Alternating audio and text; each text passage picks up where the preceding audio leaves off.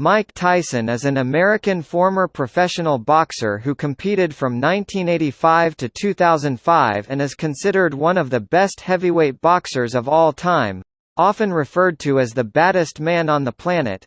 He became the youngest boxer to win a heavyweight title at 20 years, 4 months, and 22 days old, and has had a glorious career during which he achieved several feats like becoming the first heavyweight boxer to simultaneously hold the WBA, WBC, and IBF titles as well as the only heavyweight to unify them in succession.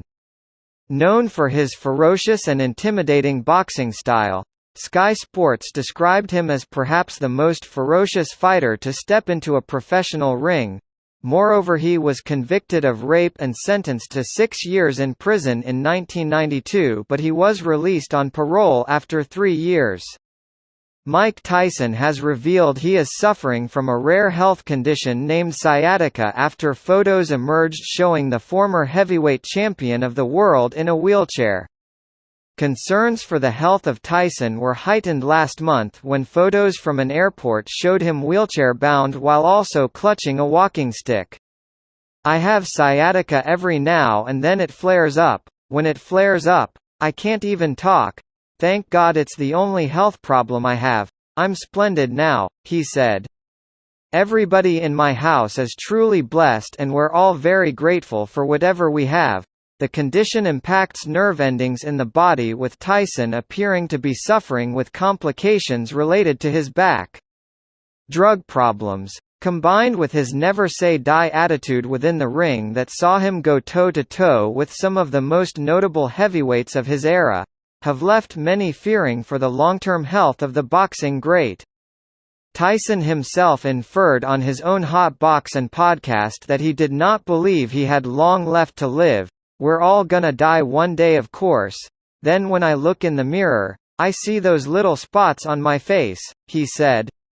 "I say, wow, that means my expiration date is coming close really soon." Sciatica is where the sciatic nerve, which runs from your lower back to your feet, is irritated or compressed. It usually gets better in 4 to 6 weeks but can last longer. After foot surgery to prepare for the stage and the necessity of pain management during the process, he has recently relapsed and voluntarily entered a treatment program to concentrate on his health and recovery. The group also shared they would be cancelling residency dates for the months of June and July but are looking to continue in September 2022. Over the years, Tyler has been vocal about the root of his addictions as well as the effort he has put into overcoming them.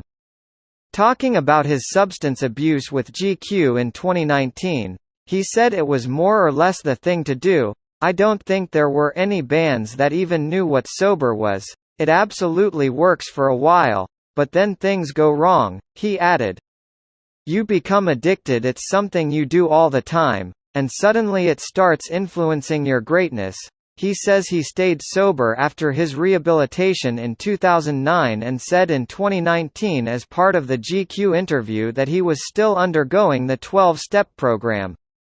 The 12-step programs were developed by the organization Alcoholics Anonymous to help people dealing with substance and behavioral addictions, as well as issues with compulsivity.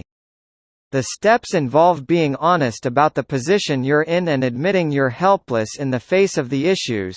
Other steps include acceptance, humility, and willingness. "I can be in Afghanistan, I can be in Japan, and go to a meeting and the room is full of alcoholics and people that did drugs like I did. Only nobody's high, and believe me, the stuff they say is phenomenal. They're still crazy, they're just not under the influence," said Tyler. Addiction and dependency are slightly different. People who are addicted to substances are those that continue to use it compulsively despite the harmful consequences. People who developed a dependency do not necessarily need to be addicted but have built up a high tolerance for using a substance and receive withdrawal symptoms if they stop using them. Via the NHS, there are several treatments available for those undergoing addiction problems. Cognitive behavioral therapy is one of the first ports of call. This form of talking therapy helps to understand how your thoughts are responsible for certain behaviors and working to tackle these. Treatment via the NHS pathway may also involve medical treatment. If you're addicted to heavy drugs such as heroin for example, you may be offered a substitute like methadone. This way, the health professionals are preventing you from buying drugs off the street. Detoxing is another method used, which involves completely bringing the drug user off their drugs. The health body may also recommend self-help groups such as Alcoholics Anonymous or Narcotics Anonymous.